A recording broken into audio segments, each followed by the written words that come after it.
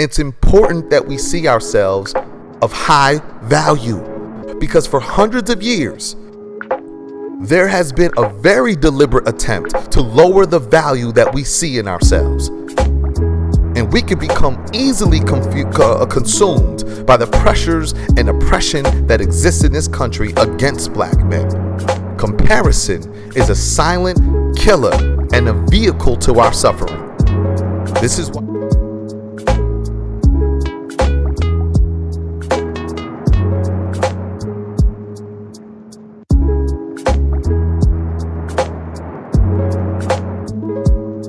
Peace, what's going on? This is Yane.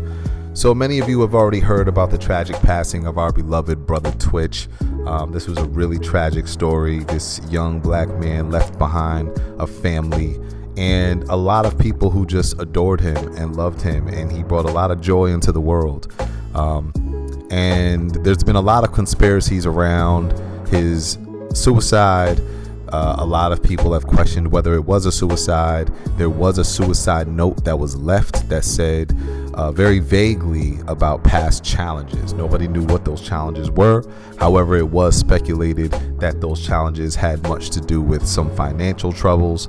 And of course, a lot of people have shared, the sentiment that I also agree with, which is you never know what people are going through. However, this is true, you don't know what people are going through, but we have to be honest about the conditions of our society that are contributing to the rise of suicide, depression, and anxiety amongst black men specifically. We have to be honest about that. Okay, we could talk all day about the different reasons of what that is, but there is a silent killer that I believe exists in this society today, and it affects black men more than we understand, more than we are aware of. It is a silent killer to black men, and it's about social comparison orientation. And in this video, I want to talk about what that is and how it affects black men. But before we get into that, if you haven't already, please like, subscribe, and share this video, because this is not just about my YouTube channel. This is about black men having space to be vulnerable and to be able to process the things that they're going through and have access to the many ways that we can be taking care of our mental health. All right, so please like, subscribe, and comment, and share this video to another brother, please. Comparison is a thief of joy, and it really is, especially in the social media age. It's becoming a silent killer, and humanity as a whole has one big insecurity.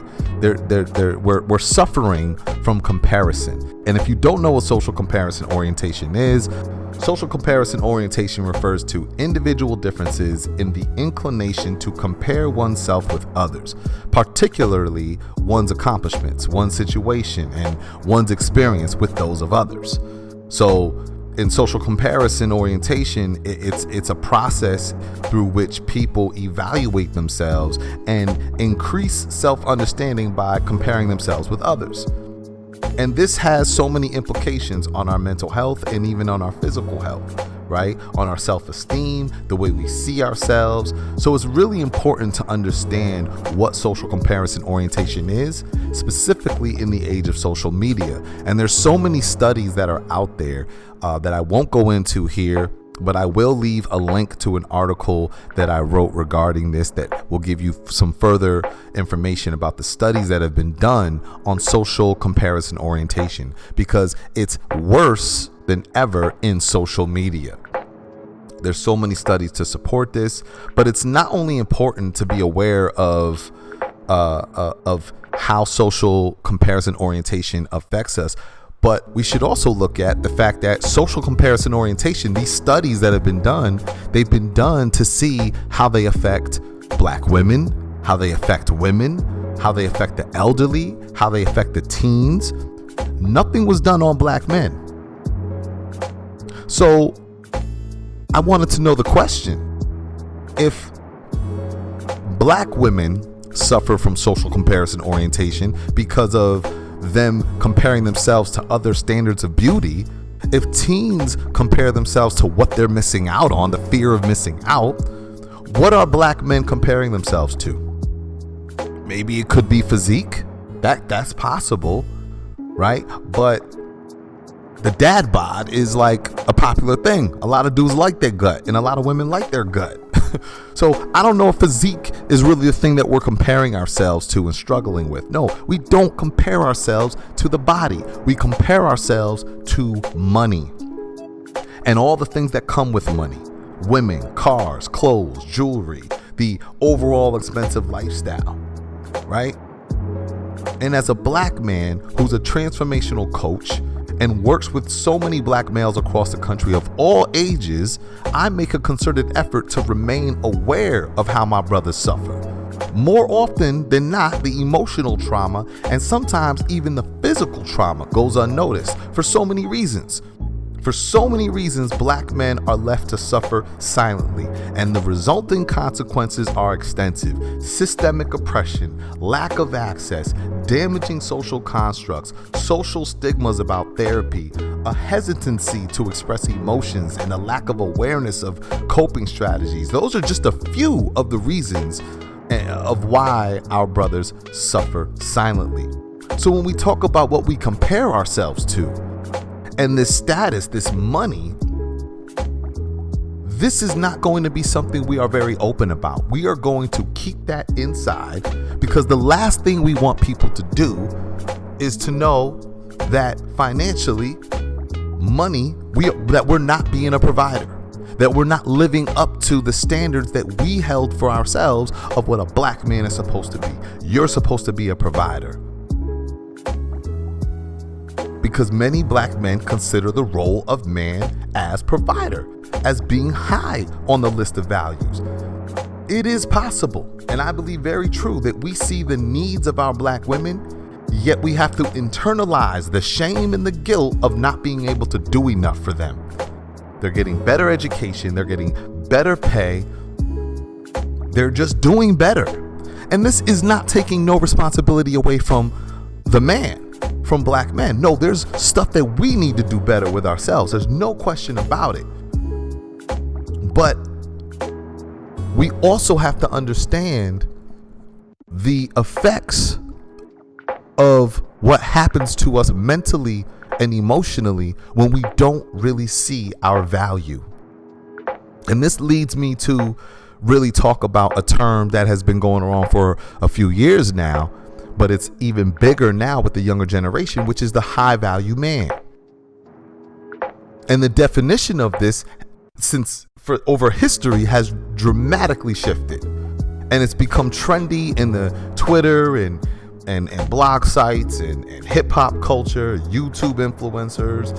All of that. High value man now is considered one who makes excessive amounts of money and is able to provide everything that's necessary for one's financial security. Unfortunately, this term, high value man, it plays a major role in the social comparison orientation for black men. So now, when I talk to a brother who is taking care of his family, he did some time in prison, he got a job, he's not on drugs, he's clean, he's taking care of his family, he's loving his family, he's a man of integrity, a man of discipline, pays attention to his wife's needs, what she needs emotionally and financially and physically. You're telling me that that man is not of high value. You're telling me that I'm supposed to tell these young boys they are not of high value until they are making a significant amount of money. We have to understand the effects that this way of thinking has on black men.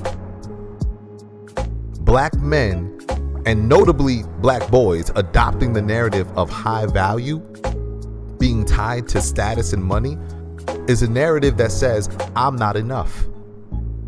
And the idea of I'm not enough is rooted in fear. The fear and scarcity associated with this thinking, it brings us from our rational brain to operating from a primitive brain. And suddenly, the amygdala takes over and we react from an emotional response of flight or freeze. The culture alone is driven by fear. For black men, we're born into a life of fight or flight. whether it stems from police brutality, systemic racism, institutional poverty. And in the world of social media, that's how the brain becomes influenced, whether one is aware of it or not. And just like many other emotions and health issues, this form of social comparison orientation is something that many Black men are silently struggling with.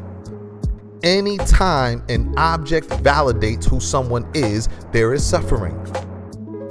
From a mental and physical health perspective, my goal is to provide transformational ways to deal with this social comparison orientation head on and defeat the silent killer of comparison. And when it comes to a lot of those strategies and those methods, I encourage you to contact me at www.ytkservices.com. But I'm also going to do a part 2 to this video that will list some of the strategies that I use for a lot of men, specifically Black men, who deal with this silent suffering of comparison. My work in coaching is rooted in self-image psychology. Self-image psychology has been extensively researched and studied for the last few decades. But simply put, self-image psychology is the image you see of yourself. If you don't see yourself as strong enough, capable enough, or willed enough to be better than where you are, then it will be that much more challenging to see a better version of the life you're currently living.